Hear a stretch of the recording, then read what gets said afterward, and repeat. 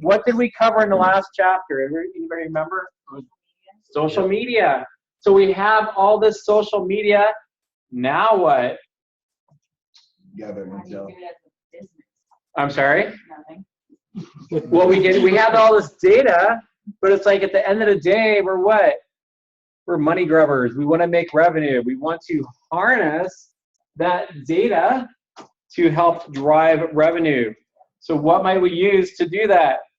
A business intelligence system. You guys are all over this already. I love it. Okay. So we're going to talk about business intelligence systems, the 3 primary activities, how organizations use data warehouses, techniques, and alternatives. This chapter is very vocabulary rich. So anybody that is into flashcards, this is a most perfect flashcard chapter. Okay, so if anybody's into that, I highly recommend flashcards for this. So as we start looking at this data, a company typically will have data from different sources. One source is operational data. So you're going to see that there's 3 major things we do here. We acquire data, then we analyze the data. So we acquire data, we analyze the data, and then we publish the results. As far as data we have, this is going to be operational database. This is information that we collect. So we collect. There's also information that we can purchase. We'll learn more about this. And there's social media information. This is also information that we can gather and get from us. Once we get this data, we'll see that we'll clean it up and we'll analyze it and then we'll publish the results to go make actionable decisions. So our business intelligence systems are information systems that process operational and other data to identify patterns, relationships, and trends. Red star, red lettering. Red star, red lettering. Okay, good stuff to know. So some of the examples that we can see is, like life events. For example, Target had this big, huge, they sent out this thing to this one person at a house, and his father gets all upset because he's like, Target, you keep sending us stuff because we're having a baby in our house.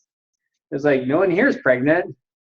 So, dad finds out that daughter really is pregnant. So it's like, because Target's like reading all this data that she's buying. And in fact, that's going to be a case study in the new CSIT120 Introduction to Applied Data Analytics that I put together. We'll do this big course in Excel that you could see, just like, some of the things you look at, male, female, that's kind of a big determining factor. But people that bought wine are no longer buying wine. People are buying, other things. People are buying prenatal vitamins and other things. So they're smart enough to start stitching this together about what people are buying to say, hey, this is a person that's pregnant. And if a person's pregnant, now what can I do? If I think a person's pregnant, what do I do? If I'm Target, you send them coupons for what? Baby stuff. Baby stuff, right? I start sending them Craco, stroller information and everything else, and playpens and diaper genies and all that fun stuff, right? Okay, so now I know something about a person. I can go start targeting that person to do what? I want to make money, right? I want to make revenue, okay? Also, business intelligence for entertainment. Let's say that on the outside, Andrea portrays this, I can't wait for the next Vin Diesel movie coming out, okay? So he's like, that's what he tells his buddies. But on the inside, he's a romantic. He wants to see The Notebook, okay? So with the fellas, he's like, oh yeah, when's that next Vin Diesel movie coming out, right? Okay, or Halloween next horror movie. But, and he could say what he likes and doesn't like on the thing in Netflix, but at the end of the day, they don't care. I mean, they care what he says he likes and doesn't like, but they're going to base it on what you're actually renting, right? So it's like, so it's kind of like, all right, you can say what you want to say. We all have our facades, right? But then what a person is buying and what a person is viewing, that's what Netflix is going to start targeting. Okay? Yeah. Okay, so then predictive policing. So they have these situations where depending on like the time of the day or the week or something going on, they're actually able to do predictive analysis to put police in places where there could be potential crime. Okay, so usually at a championship game, that's probably a good spot. Whether the person wins or loses, who knows? People are happy. So yeah. Okay, so these are kind of all these different business intelligence examples that we have in our lives. Okay, so the three primary activities. Notice big star and notice three little stars. Okay.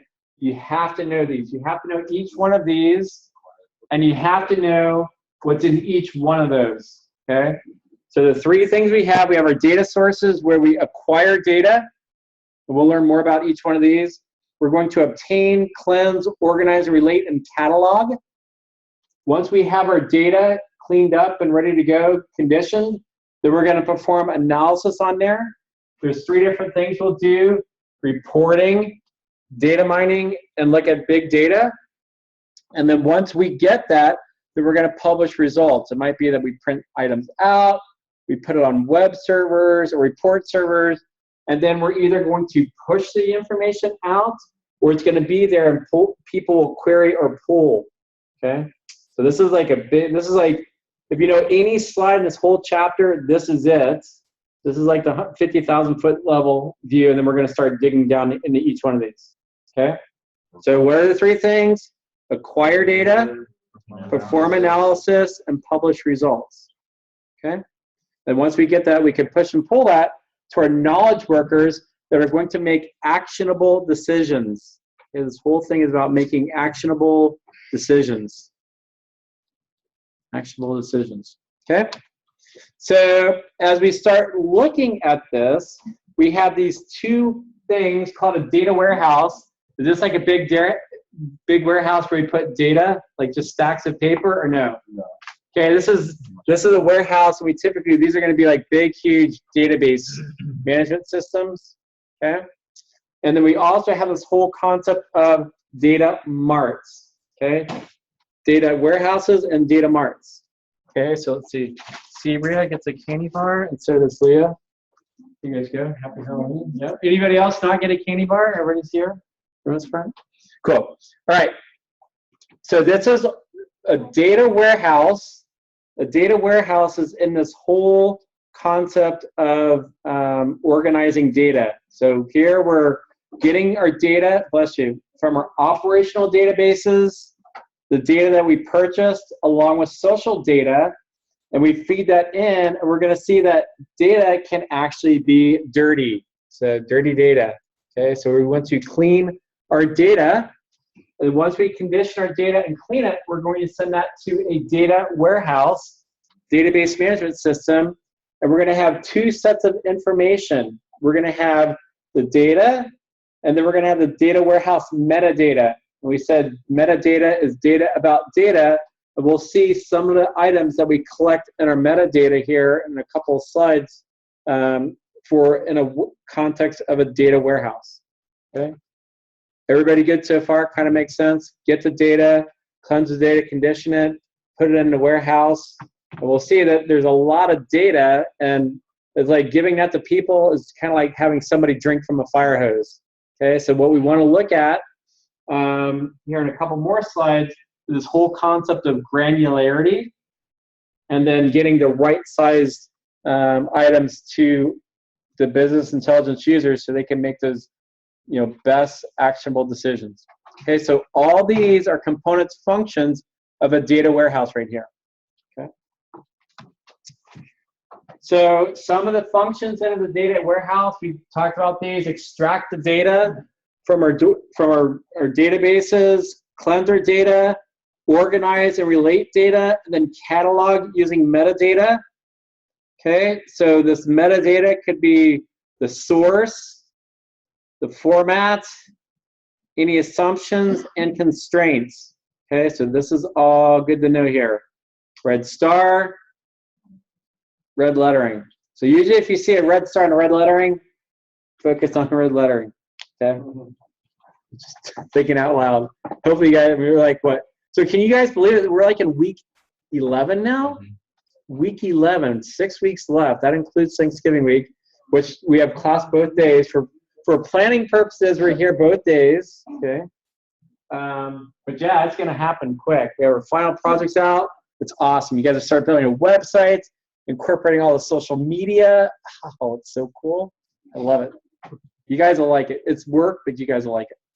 We use all of our concepts of the cloud and everything. Porter, we get to see it all.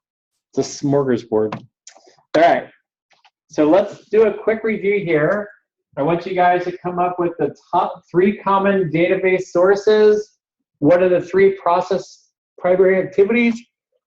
What processes happen in each activity? And what are some of the key data warehouse functions? So I'll give you guys a couple minutes to do that with your popsicle pears.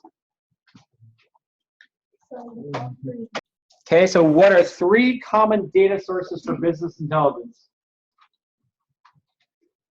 This one we kind of go through, but we operational, purchase, and social. Okay, so we had operational data, and that comes from internal. So that's just operational data we collect from our customers just by doing business. We also have what, JR? Oh, purchase data. Okay, so we'll find a little bit more about some of the things we can purchase. Very scary. Okay, and then Jesus, what's the last one? Social data. Okay, social media data. So any of that liked files and other items we can get from there. Okay, Joseph, close your eyes.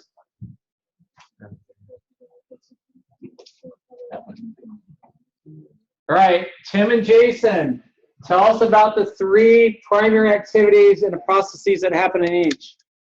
Okay, so we have acquire data. Okay, so we're going to acquire data. Good. And then we perform analysis on the data. Okay, perform analysis. And we publish our results. Okay, then what do we what happens when we go into acquiring our data? What do we do there? We're cleaning, cleansing, organizing, and relating, and cataloging. Okay, so we're going to obtain, cleanse, organize, and relate, and then catalog. And then what's part of the stuff that's in our catalog here? Starts with an M. Metadata, right? So we catalog, we do a lot of metadata. Okay, and then we perform our analysis. We're going to look at each of these 3 different methods of reporting, data mining, and big data. And then we have our published results. So we might print these things out. We might put them in web servers, report servers. Could be automated with pushing, or we could create for pulling. Okay, everybody's good with these? All right, cool. And then some of the key data warehouse functions. Okay, so kind of like what we did on the acquire, we're going to extract the data, cleanse the data, organize it, and catalog data using metadata, where a lot of times we're going to get the source, the format, any assumptions and constraints. Okay, good, awesome. All right, so let's look at some of the different data that can be purchased. Some of the stuff's pretty scary. Name, address, phone, age. Why might somebody want age? So what about if a person is 50? Who starts bothering you? AARP, right? Okay, so the second you hit 50s, AARP is saying, hey, it's like, you know, so then, you know, gender, ethnicity, income. So it might be that somebody's doing solar power and there's like, you know, households that make at least $80,000 are more likely to purchase solar power. So we're going to target those people and disturb them at dinner. Okay. Voter registration, that's near and dear to us. We've all been getting pounded by that. What about home ownership? Home improvements and other items, vehicles, magazine subscriptions, marital status, highway hair color, spouse's name, birth dates, children's names. So all this stuff is all public records, all these things. So pretty scary what people can find out about you. So let's look at dirty data here. We have Mr. Soap going to clean our data. So what might be, we have problematic data. And we have, you know, somebody says, what's your gender? And they put a B for boy versus M for male. Okay? So I guess you must be smaller, something like that. Customer age, 213. Does anybody know anybody 213? Perhaps that's a typo, maybe. Okay, 999-9999-9999 for a phone number. Probably not. Gren for a part color. Maybe a fictitious email at findme@nanananaboo.com. Okay. So this is all potentially examples of dirty data. So when we talked about access using things like forms and scripting, this significantly improves. So has anybody filled out a website and you see those asterisks by there? What does that mean typically? Required. Okay, required data, right? So if you're missing data, if you have that asterisk there, and if somebody doesn't have it and you hit the submit, what's likely going to happen? Is it going to go through, or are you going to get a what? You get that little message that says, hey, you have information that's not filled out, or maybe they're looking at data in a certain format, and it'll say, sorry, you didn't put the data in the right format, so you need to go back and go improve it. So all these are things that help us with this whole dirty data, because the cleaner our data is, the better it is for us to find things, okay? So data granularity. So where else do we have granularity in our lives? Does anybody cook or bake? Okay. So does anything in our kitchens have granularity associated with it? Sugar, right? Okay, so what kind of sugars do we have? Powdered sugar, really fine, right? What else do we have? Regular sugar, granulated sugar, okay, maybe raw sugar. So each of those has different sizes, right?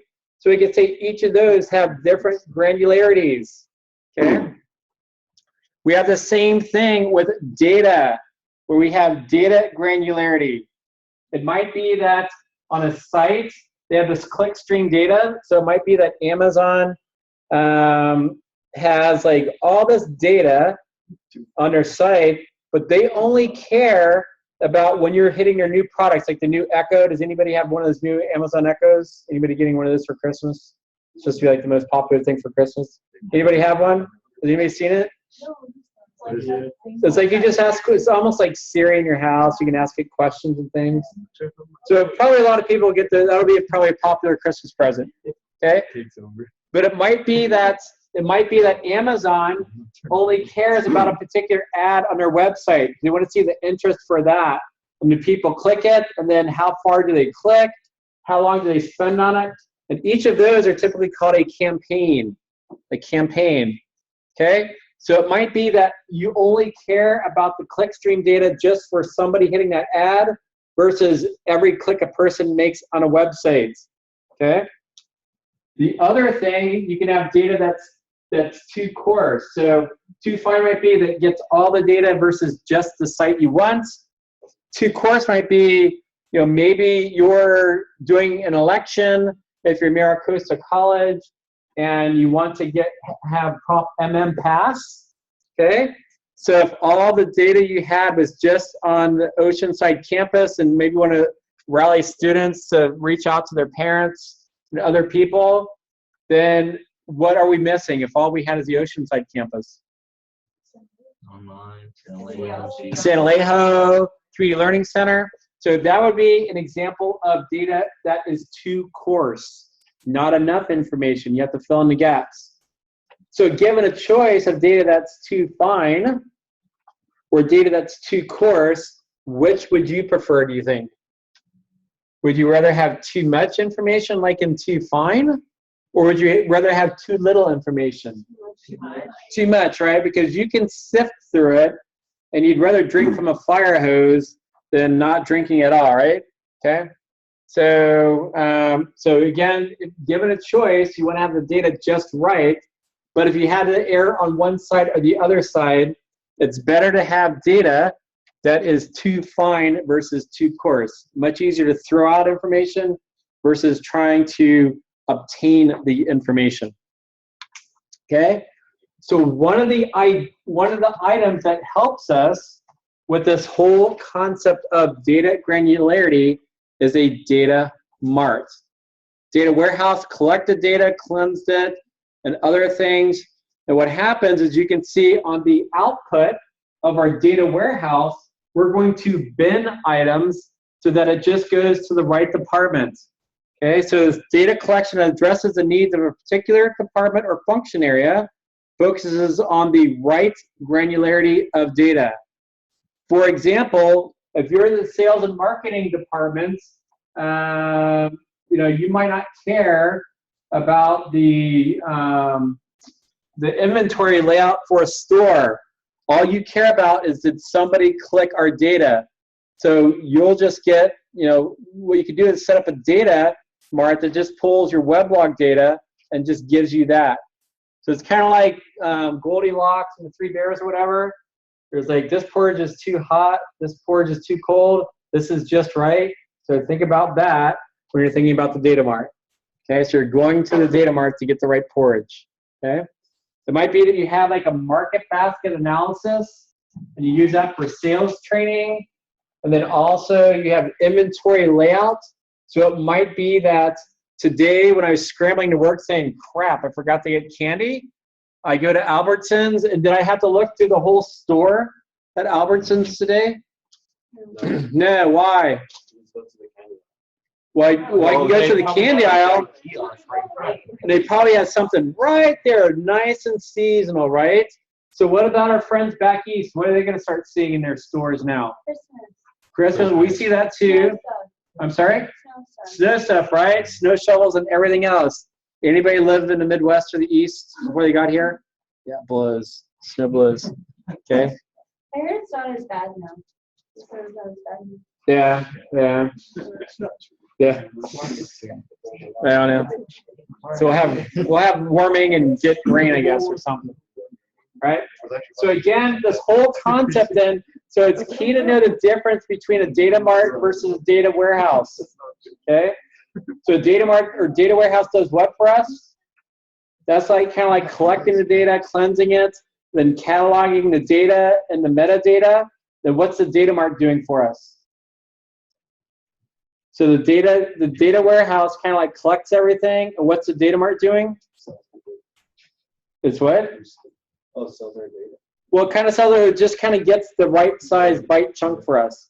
So data mart helps us with granularity. Data warehouse just basically collects everything.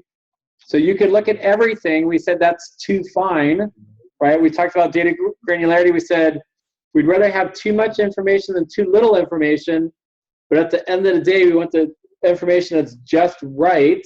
So the data warehouse collects everything, and the data mart helps us skinny it down to just what we care about. Okay, does that make sense? So sometimes students will confuse data warehouse collection, cleansing, and then cataloging items with the whole reducing the granularity that happens with the data mart. Okay, so everybody has that sort of kind of cool. All right. So let's do another review here. So get with your popsicle pear and talk about the 4 common problems with source data, with data granularity. You have 2 types of data granularity and the purpose of a data mart. So why don't you guys work on those with your popsicle pear real quick. All right, MJ and Andrew. What are 4 common problems with source data? 4 common. Okay, so we talked about what? Dirty data. Okay, so we talked about like our dirty data here. Okay, so we had problematic data. Well, we just had dirty data. So yeah, so just worry about dirty data. The book went into a couple of other things, but for us, I'm skinning it down. Just for this class, just worry about dirty data. So we talked about maybe having forms and pull downs, like for states, like the 2-letter abbreviations, checking for items, looking for missing things. But a lot of times you'll see pull downs that'll help keep the data consistent. So we'll actually do one more. So tell us about data granularity. MJ, data granularity, what's that? Which one? It is when Or data maybe what's the is- two types and explain it that way. Oh well, there's too fine and too coarse. Okay? Too fine is well, I didn't take that good notes, but I know that it's the relevant data that is given to us. Okay, so the granularity is going to be the level of detail of the information. Okay, Andrew, what do you think? What about too fine? What does that mean? Let's say something. Like too much data. Too much data, right? So too fine could be too much data. Okay, and the other one was what, MJ? You said too fine and too coarse. What would too coarse be? So too fine was too much information. Too little information. Too little information. And given a choice between too fine or too coarse, too fine would be better. So it's easier for us to throw out excess data than to come up with data. Okay? And then what is the purpose of a data mart? Daniel, what's the purpose of a data mart? Or maybe Saul Austin can help you. So what's a data mart? We just talked about it for Morgan. Isn't it the large thing, not too hot, not too cold, just the right amount? Right, exactly. So what a data mart is going to do is a data mart is going to help shape the granularity of data that a person gets, like the business analysis workers gets, to process the data. Okay? So we talked about granularity, and the item that helps us out with data granularity is a data mart. Just like you go to the store, you don't buy the whole store, right? You might go to the dairy section to go buy eggs and milk and things, okay? Or cereal aisle to go get cereal or whatever, okay? Does that make sense? Okay? Okay, so data mart is essentially helps shape granularity versus a data warehouse. It's going to collect the data, cleanse the data, and it's going to hold the data and catalog the data, create all the metadata that we use to help link all the data together. Okay, cool. All right. Good. All right, so let's forge on here. Let's forge on. Okay. My gracious, look at all the stars on this slide. Look at all the stars. I feel like I'm walking Hollywood. Okay. Look at all these stars. What do you guys think? Pretty important slide. I want you guys to know this one. Yeah. Okay. Maybe like a matching question. It begs matching, doesn't it? I'm thinking. Right. What's reporting, data mining, and big data? Here's the characteristics. So let's talk about some of these. So when we start talking about reporting, so and we'll have the next couple of slides, but reporting deals with sorting, grouping, summing. Data mining, we're going to find out when we look at data mining, we're looking at statistical techniques to find patterns and relationships. Okay, we're going to find out there's two different types of data mining. There's supervised and there's unsupervised. And then we have big data. Oh, I love big data. So we have the 3 V's in big data here: volume, velocity, and variety. And we're going to use something called MapReduce via Hadoop to do data mining for us. And Hadoop is this really awesome product, and it happens to be open source, free to use. Pretty cool stuff. All right, so let's dig into some of these. So reporting analysis. Typically, a reporting analysis, we're going to do things like sorting and filtering and grouping, calculating and doing formatting. So it sounds a lot like what we did in what? Last week. What's that thing we use? Access, right? So what do? Don't you guys remember? We did like the grouping and the categories, we did the queries and all that stuff. Okay? Wow, so that was all. We had rows and columns. So we said that that's a traditional relational database. So we did all that on structured data. So very clean columns and rows. So columns are the fields and the rows are the records. Okay? Versus unstructured data. Okay, so we learned back in chapter 4 that we have what for our unstructured data for a sticker. This is a good sticker question. Anybody remember? We had relational databases and we had not SQL, but NoSQL. Who said it? Tim. All right, cool. Good job. Hey, Tim. Timmy. Nicely done. Okay, so we said we have NoSQL. Okay, so our NoSQL then is going to be good on unstructured data. Okay, so we said typically this is our reporting analysis.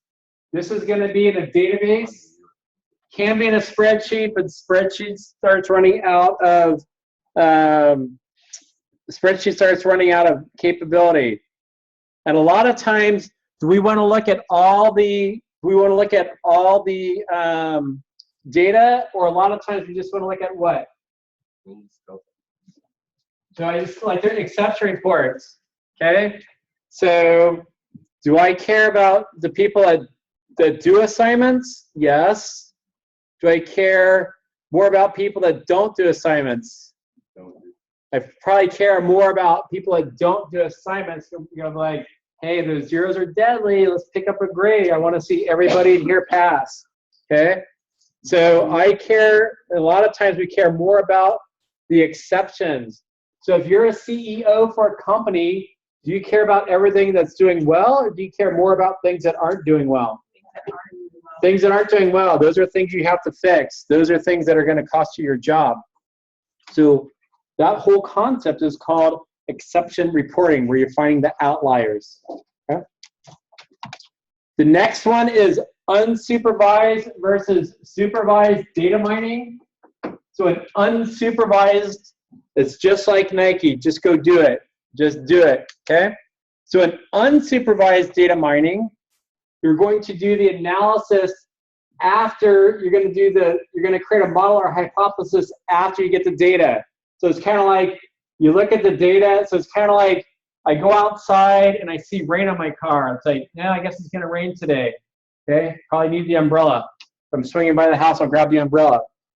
Versus supervised data mining, and this is what you guys did in like chemistry class and other things in high school. Okay, so in high school, what you guys have to do when you did your labs? You just go start cutting a frog and boiling throwing the baking soda and vinegar to make the volcano go, or what'd you do first? You kind of made that theory, hypothesis, and then you did it, and then you kind of checked it. Okay, so that's an example of supervised data mining. Unsupervised, you look at the data, and then you try to come up with a hypothesis conclusion. Okay, supervised is you try to come up with a hypothesis, apply statistical techniques, and then you do your experiments. Okay, so a lot of times in supervised, you're going to test the sensitivity of variables against each other to determine the accuracy. So it's kind of like, sometimes like in chemistry class, you put like, 10 drops of something in and nothing happened. Then sometimes you put like that one drop and it like turned to color. So we'd say that one drop was much more sensitive versus the item with the 10. So as a business, you want to know the sensitivity of items, because if something is less sensitive, you don't care about that. You're going to care about things that are most sensitive, because those are the things that are going to change the most. Does that make sense? Everybody's good? All right, everybody do a quick hand up, stand up break. Hand up, stand up break. We're almost to the video that will make you guys never want to go on the internet again. It's pretty cool. You'll be scared. Like, ooh, I don't know about that. It's like, I don't know about going on the internet anymore. I'm done.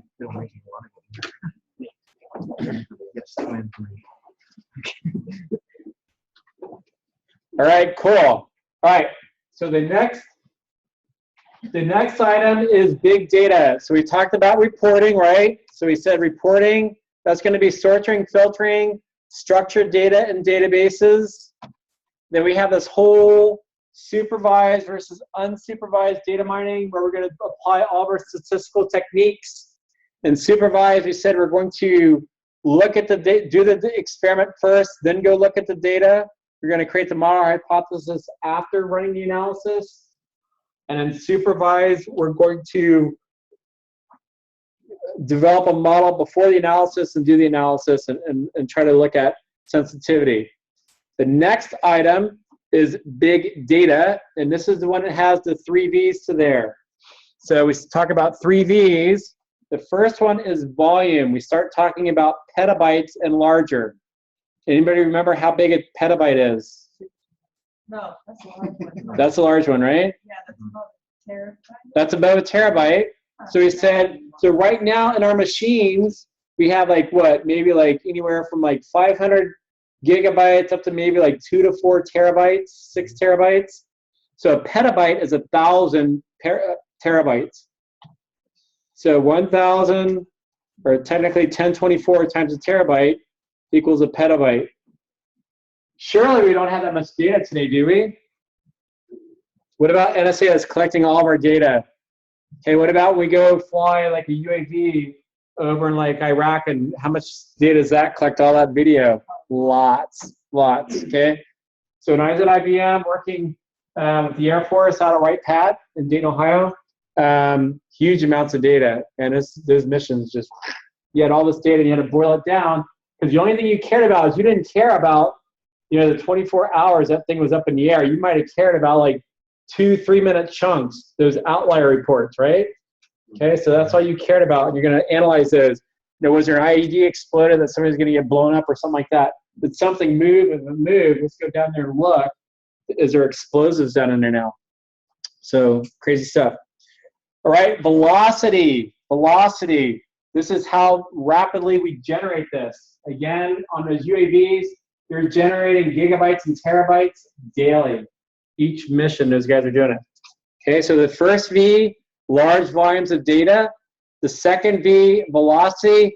We're not only collecting large amounts of data, but we're doing it really, really fast, okay, within like a day or so. And then we have variety.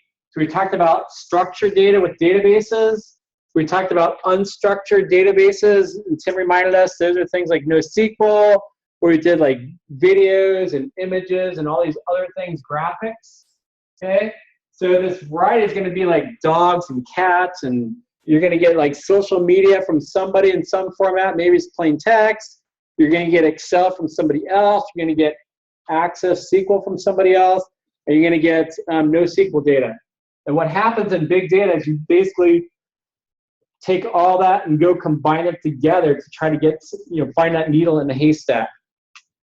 And the way we do that is through Hadoop. And Hadoop is going to use this thing called MapReduce. So this was first developed in Yahoo about like 15 years ago to essentially look at all their search files and see what people are searching. So just like we had SQL was a query language for relational databases, the query language for Hadoop is called Pig.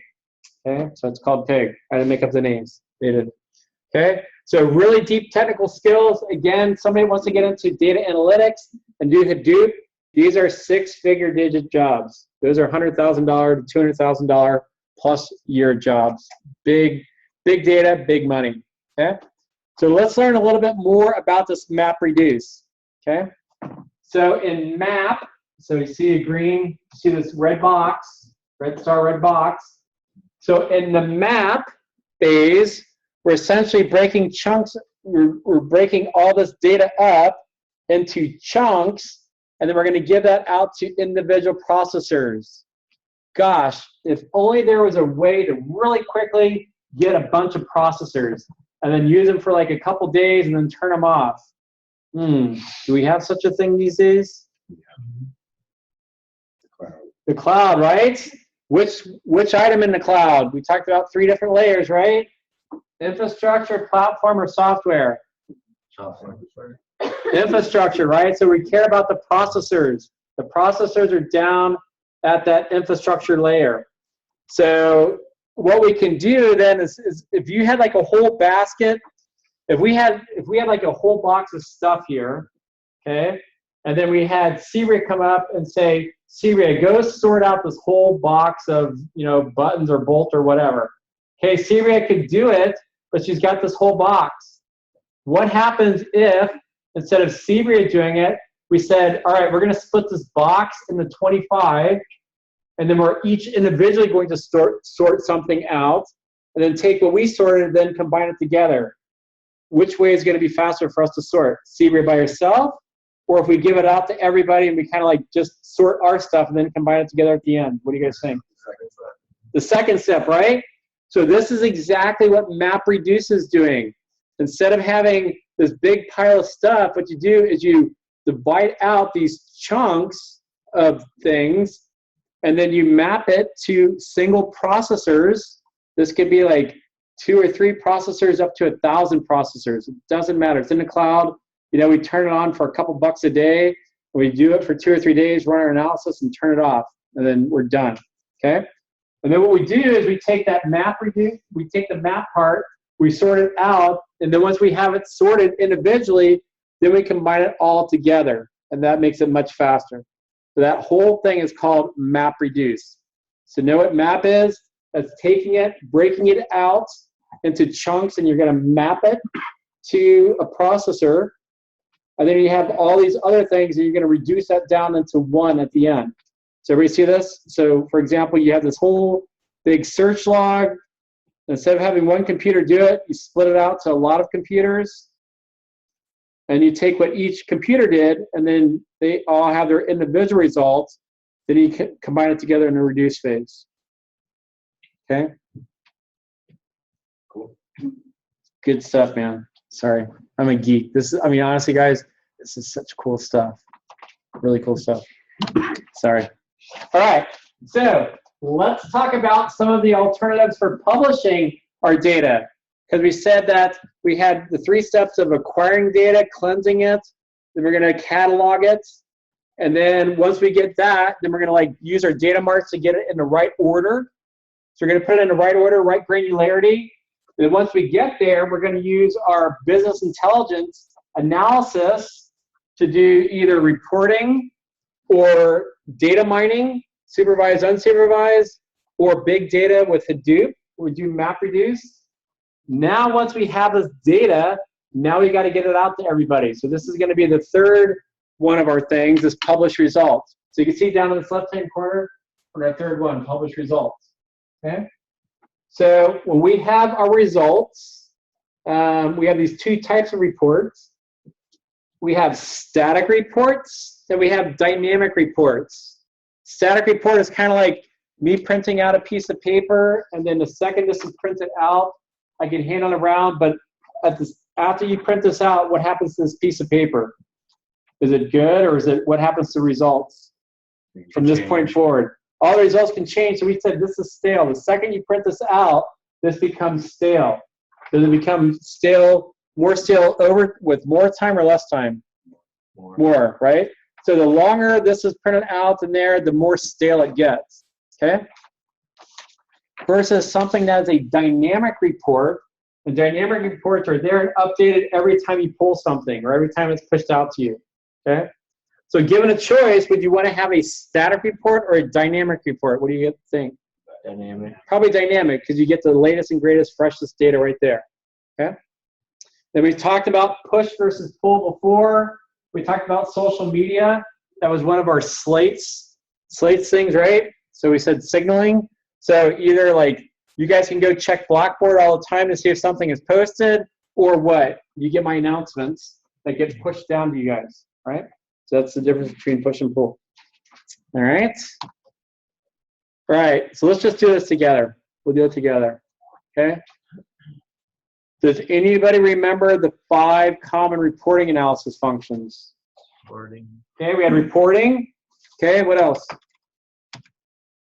Okay, we had our reporting. We had what? We had sorting, filtering, grouping, calculating, formatting. So when we start access to in class on Wednesday, I think we're actually going to do each and all those. So that's pretty cool stuff. Okay. And then what else do we have? Okay, we said the data mining. What are the 2 types? We had what and what? Supervised and unsupervised. Good. All right, JR, for a sticker, tell us about those. What's supervised? You remember? Without looking? Unsupervised is like the lab experiments in high school. No, that's supervised. No. Unsupervised is, wait, is that No, no, you had it right. Go with what you said initially. So it's like the hypothesis. So supervised, we do what?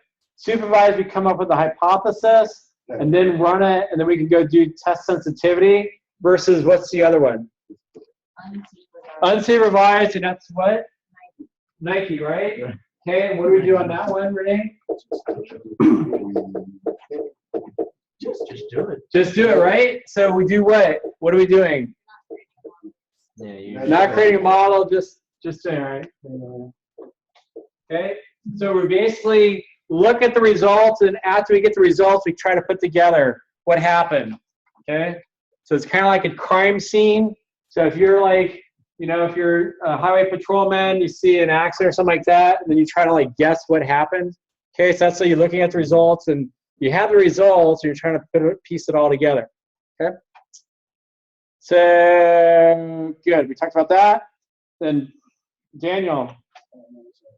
Oh, you want the next one? No, I was just. You're just stretching. All right. You want the next one? Big data? Okay, big data. What are the 3 V's? What's that one? John. Volume, velocity, right? Okay, volume. What about volume? What do we say on volume? That's data petabytes and larger. Okay, so we're talking about, okay, and then what about velocity? It generates rapidly. Yeah, rapid generation. Then we talked about variety. What's that?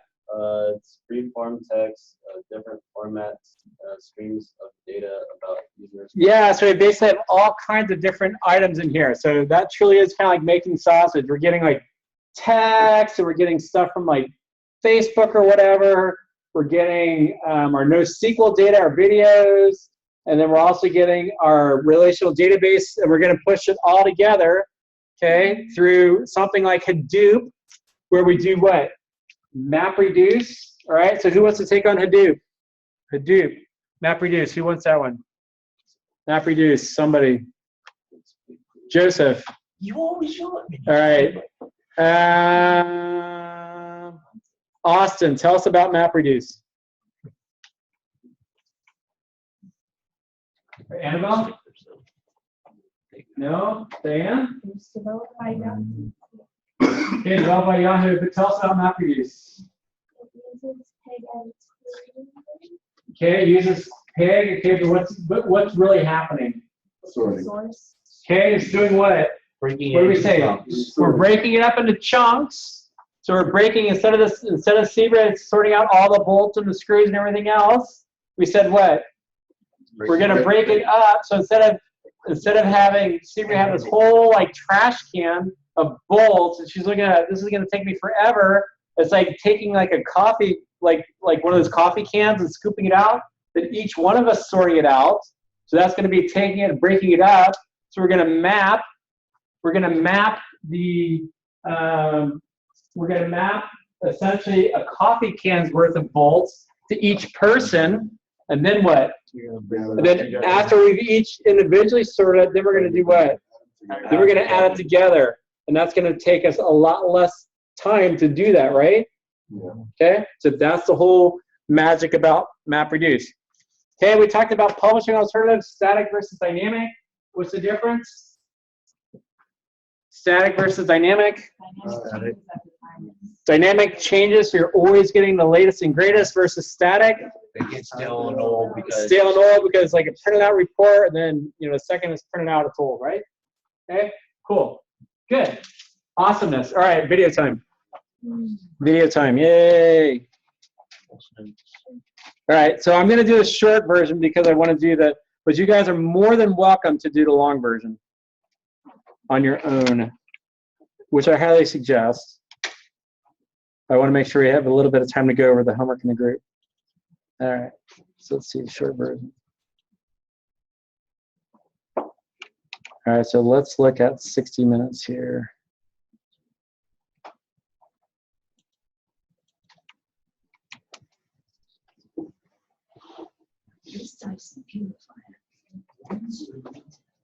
cools you in summer and automatically. This morning, we take a closer look at last night's 60 Minutes report on the massive industry of data brokers. As Steve Croft learned, they track our every move online, selling that information. So this is a 2-minute version. The other one's like a 15-minute version. Most of us have no idea how much is really being revealed. Most retailers are finding out that they have a secondary source of income, which is that the data about their customers is probably just about as valuable, maybe even more so, than the actual. What about Costco? They're selling memberships and what you buy, right? So there's a whole new revenue stream that many companies have found. That data becomes much more valuable when it's married to the personal information that's being volunteered on the internet. Take 5 Solutions, a data broker in Boca Raton, Florida, runs 17 websites like goodparentingtoday.com and T5healthyliving.com, where people can share stories about their families and health. What web visitors don't realize is that Take 5's real business is collecting and selling the information. There's all sorts of people coming on now. That's right. And there is also an So there's a thing called disconnect. You can get this for your browser and do this. You can see who's minding you, who's watching you. You may think you're alone, but you're not. As digital privacy expert Ashkan Sultani showed us using a software program called Disconnect, which was created by a former Google engineer. Or you can get Lightbeam for Firefox. When you visit the New York Times homepage, there's a number of companies on the page that are essentially tracking your visits. When we clicked on That's all that clickstream data right there, going to all these people. Of more than a dozen third parties that the website had allowed in to observe our movements. These are all companies that either place ads or measure people's behaviors on that site. So as you're going through the web and doing your searching, you've got a whole crowd following you. That's right. There were ad networks and marketing and analytics. Every place you go, everything you click, it's all there. In cataloging our interests. And some of this information you think is going to go to data brokers? Definitely. Wow, look at that. We found the Look at same thing CBS, going it's on even at the more. 60 Minutes website. They are everywhere. So they're really inside your computer. They're inside your browser usually, or your mobile device. Yes. They're called. You haven't necessarily invited them in. You have not invited them in, and most computers or browsers allow them in by default. Do companies collect your web browsing history? Yes, absolutely. Yeah, this is the primary piece of data collected online. As you click through the web and you car sites and read about the news, companies, these third parties, will collect your click stream as you click from site to site. So how, when you go to Amazon, you see that one item, every site you go to now, you see that advertisement everywhere. There it is right there. Oh, what happened? Oh, there's no, yeah. So I encourage, Over the past 6 months or so. go watch that one. They talk about like, like people that have like, if you go, like people that have like drug addiction problems and everything, or health issues, they can find everything through that. So I encourage you guys to go through the whole 15-minute one. We can't do it because we're out of time. But I'll even give people, if somebody watches that 15 minutes and gives me writes up a paragraph summary. Huge amount of attention has been paid to government snooping. If you guys do that, let me see how many extra credit points I'll give you guys. 2. Let's see. Chapter 9. No, don't go there. 30. Type it up. I was going to give you 300. Way to go, Danielle. You said 30? All right. Just kidding. No, just kidding. You guys know me better than that. All right. So let's see. Today's homework. Well, let's talk about today's homework, and I'll tell you how much extra credit. So I think it's worth, let's see.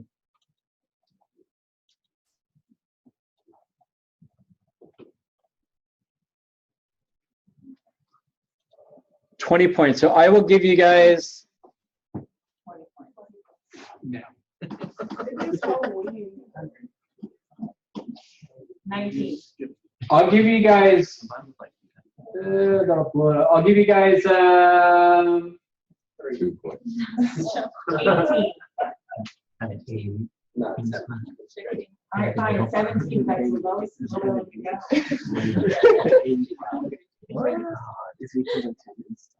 I'll give you guys up to 4 points of extra credit. That's 20%. That's 20%, guys. Yeah, I was fine with 5. 5. I'll give you guys 5. Five. I'll give you guys, so anybody that watches at 60 minutes, a full 15 minutes, and writes and I want a decent summary. I don't want like 2 sentences. I want a paragraph, at least 100 words summary. Then I will give you guys. Do you want us to just do it in our thread? Do it in this thread. Do it in this thread. Okay, so you can do it in that thread. So like that would be the discussion board. Yeah, well, like after you create this. All right, so let's take a look at this one. Let's take a look at this what this discussion board's on anyways. All right, so on this one, you're going to watch this video.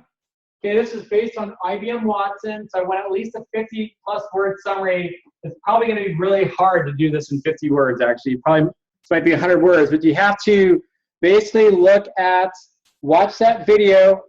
My suggestion is to read these questions first, have these handy, and then as you're watching the video, write down the answers. Otherwise, you'll watch it 2 or 3 times, which isn't bad. It's only like a 5-minute video, but it's pretty cool stuff.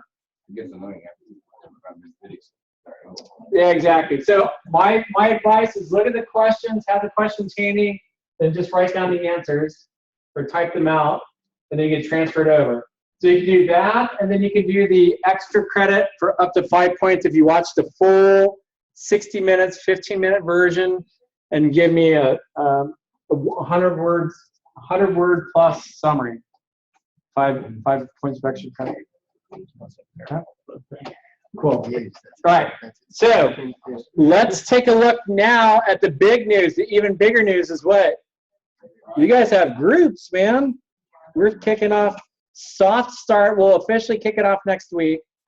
But here are the groups. Okay, so here are the groups. Here's how you log into the website. But there's a lot of work before you even get to the website. But if you go to education.weebly.com, and then you'll find your name, and then this is what your group is going to be, your group name, your username. And then you'll log in with this username, and the area's password is p@ssw0rd, where that thing is a 0 right there. Okay? So my suggestion is if you go into the learning modules, and then if you come into the final project web case study, you're going to see the instructions here.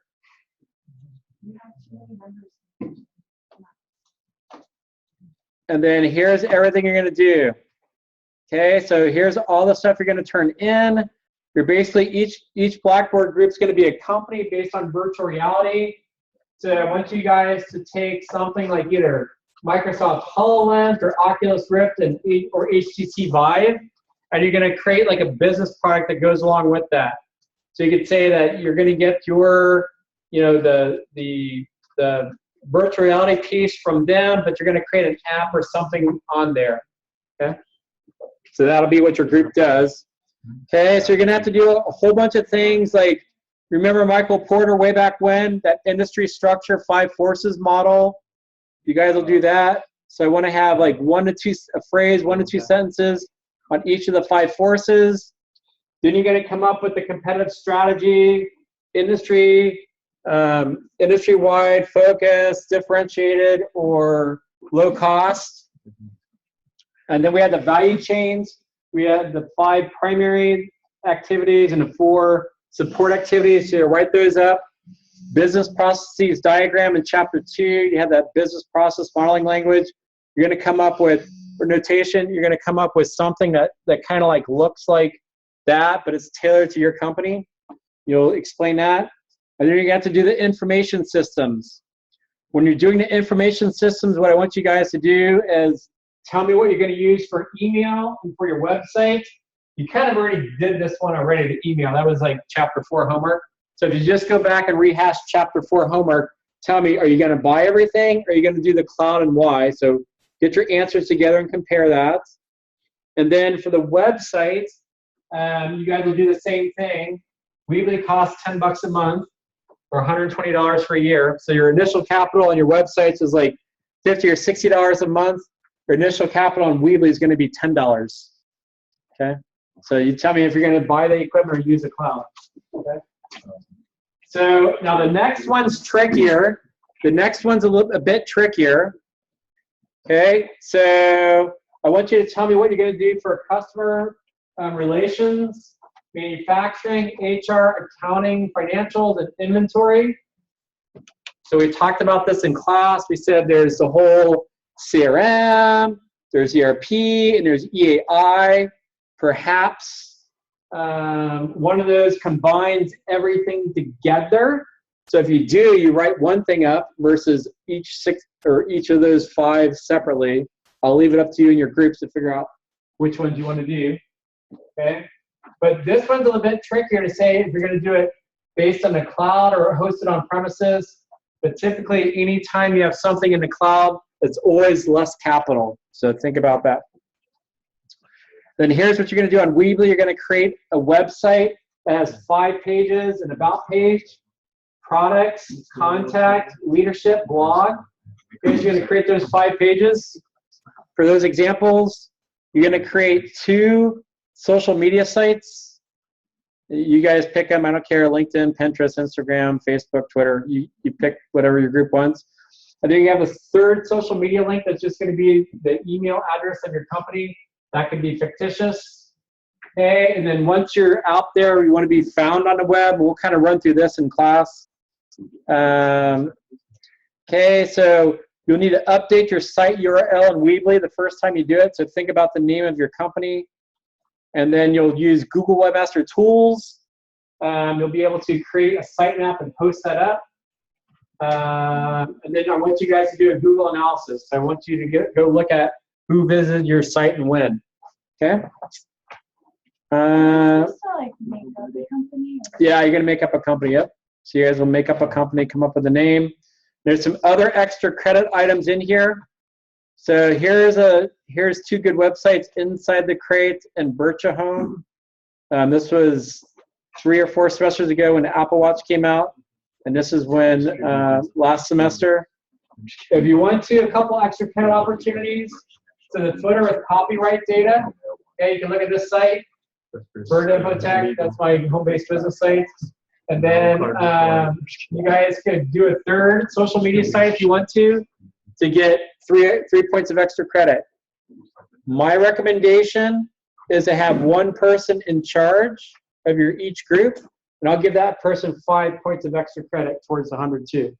So if anybody wants to do that, it'd be a great, these projects always come out well, so a person could say, hey, I developed this and I led my team's effort, and on a resume, that'll look good, or an interview, that'll look good.